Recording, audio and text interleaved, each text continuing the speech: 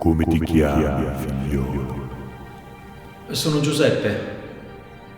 Come sei morto, Giuseppe? Signore, oggi sono tornato a casa prima dal lavoro e ho trovato mia moglie a letto in completino sexy.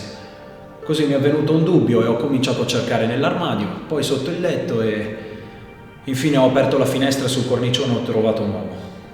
L'ho preso di forza e l'ho scaraventato dal quarto piano e non contento ho preso il comodino e gliel'ho tirato giù.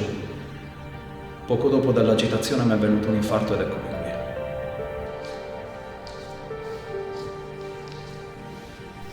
Come ti chiami, figliolo? Sono Mauro. Come sei morto, Mauro? Io stavo lavorando, ma vi rendete conto? Ero sul cornicione di un palazzo che stavo sistemando un'antenna. Uno ha aperto la finestra, mi ha preso, mi ha buttato sotto dal quarto piano e non contento mi ha tirato giù anche un comodino.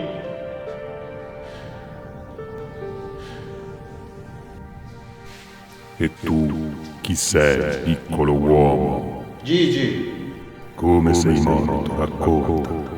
ma che cavolo ne so io? Ero dentro un comodino